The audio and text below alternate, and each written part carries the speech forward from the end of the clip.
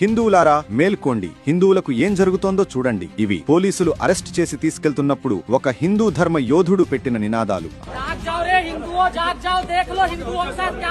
అతని నేరమేంటో తెలుసా? బలవంతపు మత మార్పిడులను అడ్డుకోవడం, ప్రభుత్వ భూమిలో అక్రమంగా చర్చి కడుతుంటే ప్రశ్నించడం, ధర్మం కోసం నిలబడినందుకు ఈ రోజు అతను జైలు పాలయ్యాడు. ఛత్తీస్గఢ్ లోని బిలాస్పూర్ లో ఠాకూర్ రామ్ సింగ్ అనే ఒక హిందూ కార్యకర్తను పోలీసులు అరెస్ట్ చేశారు. గిరిజన హిందువులను ఆశ చూపి మోసం చేసి బలవంతంగా మతం మారుస్తున్నారని ఆరోపణలు వచ్చినప్పుడు అతను దాన్ని అడ్డుకున్నాడు. ప్రభుత్వ భూమిని ఆక్రమించి అక్రమంగా ఒక చర్చిని నిర్మిస్తుంటే దాన్ని ప్రశ్నించాడు. ఏ ప్రభుత్వ భూమిలో అయితే ఒక గుడి కట్టడానికి దశాబ్దాల తరబడి అనుమతులు రాలేదో అదే భూమిలో రాత్రికి రాత్రే చర్చిలు ఎలా వెలుస్తున్నాయని నిలదీశాడు. ధర్మం కోసం పోరాడినందుకు పోలీసులు అతనిపై మోపిన అభియోగాలు ఏంటో తెలిస్తే మీరు షాక్ అవుతారు. అతనిపై భారతీయ నాగరిక సురక్షా సంహిత కింద అనేక సెక్షన్లతో పాటు అత్యంత విచిత్రంగా SC/ST అట్రాసిటీ చట్టం కింద కూడా కేసు నమోదు చేశారు. ఒక్కసారి మీరే ఆలోచించండి. ఏ గిరిజన దళిత హిందువులను అయితే మత మార్పిడుల నుండి కాపాడాలని అతను ప్రయత్నించాడో అదే గిరిజన దళితులను హింసించాడని అతనిపై కేసు పెట్టారు. ఇది ఎంత పెద్ద విడ్డూరం! డబ్బు కోసం విశ్వాసాన్ని అమ్మేవాళ్లను సామాజిక కార్యకర్తలు అని పిలిచే ఈ సమాజంలో తమ ధర్మాన్ని, తమ ప్రజలను కాపాడుకోవడానికి నిలబడే వాళ్లను విప్లవకారులు అనాలి. ఎందుకంటే